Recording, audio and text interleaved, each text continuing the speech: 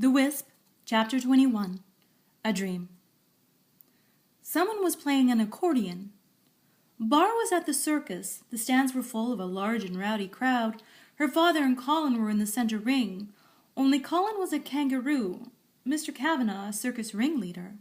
They circled each other, both wore boxing gloves, and their dukes were up. Bara was off to the side wearing a pink baby doll dress with lace and puffy sleeves. The dress was too much, or rather too little, and she wanted to change. But when she turned to go, the crowd, the Pops, the Goths, and the other girls of St. Cat roared with amusement. They were laughing at the frilly underpants that went with the dress. Trying to shield her rear end, Bara backed up against a platform, the kind a circus elephant might balance upon. She jumped up and sat down. Her long legs dangled.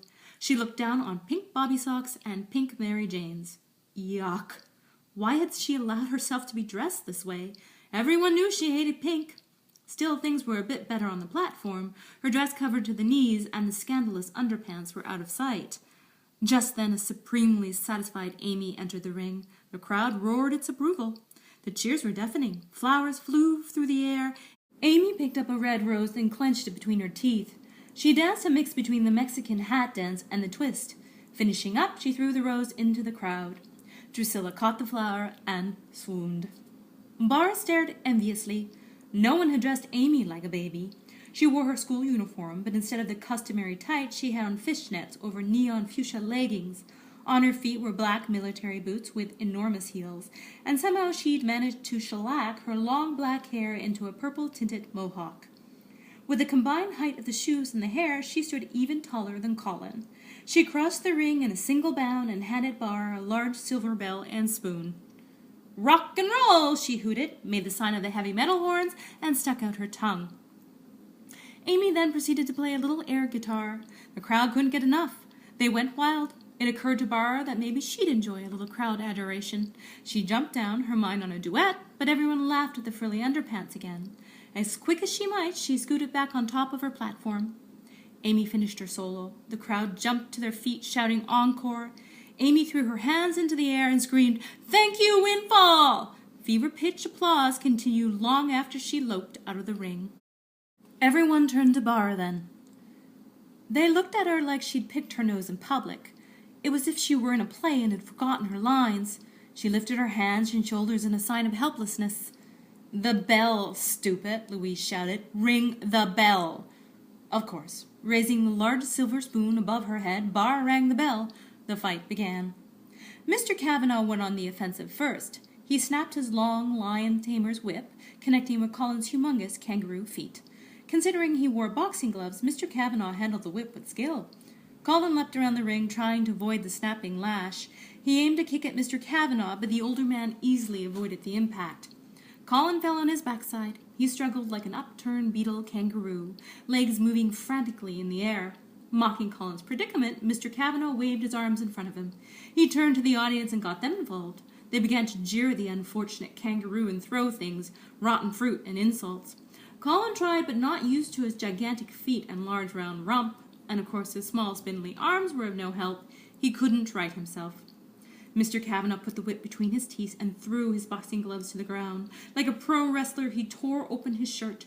The crowd chanted, "Kavanagh! Kavanagh! Kavanagh!" He went to one side of the ring and put his hand to his ear. The chant grew louder. He crossed the ring again and repeated the action.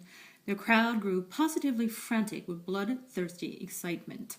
Somehow Colin managed to return to his feet. He saw the murderous glint in his opponent's eyes. He heard the bloodlust in the crowd's chant. The musty scent of fear rose from his kangaroo coat. Fight or flight? Colin chose flight. He headed for the edge of the ring, managing it in 2 hops. On the third, he bounded for freedom.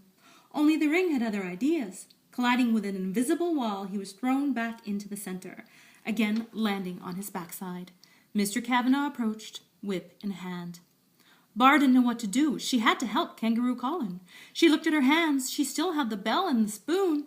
Of course, end the round. She rang the bell. The round was over. The fighting stopped. But as the bell's echo died, things changed. Her father transformed, shrinking in width except the shoulders and growing in height. When his face came into view, he'd grown young again. His gray hair was now dark, thick, and wavy.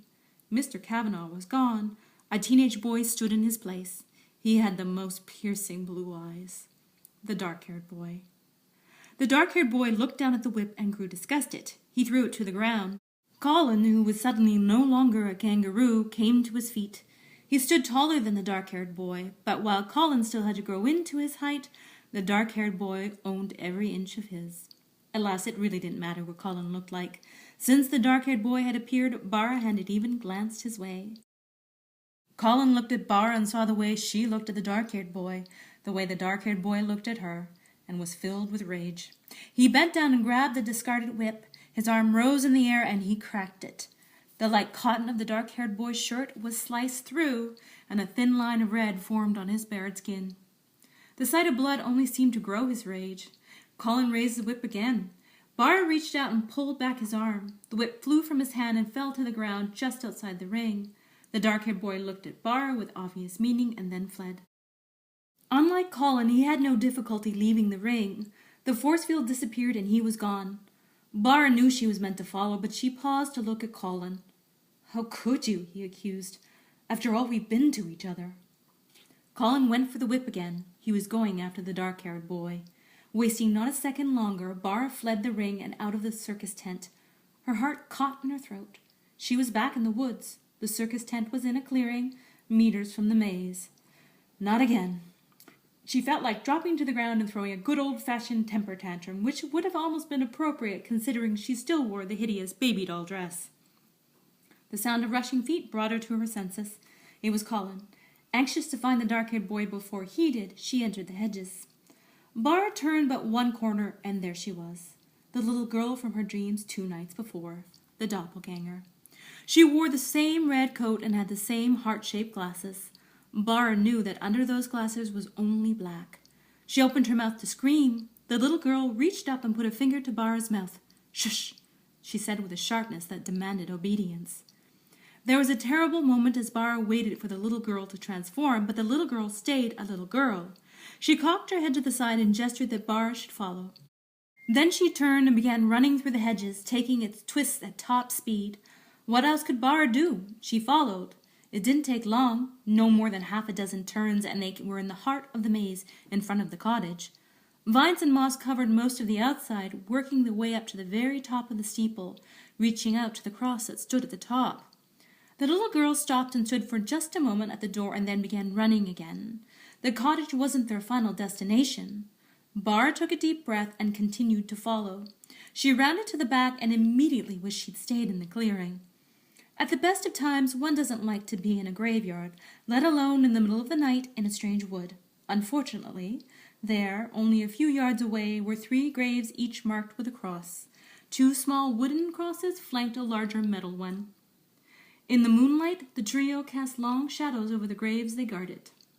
The little girl stood upon the center mound. She gave Bara a toothy grin and then dissolved to mist. If she had been thinking clearly, Bara would have taken that very moment to make a brisk retreat. But she didn't. She remained where she was. The crosses mesmerized her. She crossed to the center mound, reached out, and touched the cold metal. Like it had been hit with a steel rod and not the flesh of her hand, the cross rang through the night. Not ordinary metal. A strange desire overtook her then, to dig up whatever lay beneath the iron cross. She'd have fallen to her knees and begun the grisly task with the same gusto as eating an ice cream cake after a day in the desert without water. But on a windless night she was suddenly shaken from the top of her pink beribboned head to the tip of her bobby sock-wearing feet. It wasn't just being in a graveyard at night and thinking about grave robbing, and it wasn't the cold. The hairs on the back of her neck stood up. Someone, or something, was watching. Bara turned toward the cottage. Through the one and only window, Courtney Kavanaugh's lovely face stared back. It was just for a second, and then it faded, and the window was black. Her stepmother was gone, but the terror of the night only mounted because now there was a loud banging coming from the grave below, shaking the earth with its strength. Something was trying to unearth itself. A little plump hand reached up through the dirt, grabbed hold of Bara's ankle, and pulled. The Wisp is published on Amazon.com. Also available on Amazon is Monsters, Real and Imagined, Tragic, Frightening, and Funny, All Too Brief, a collection of short stories and poetry. Strays, a collection of short stories and philosophical love poems, and Tattoo, Calling All Soldiers Home, a collection of poems in brevity.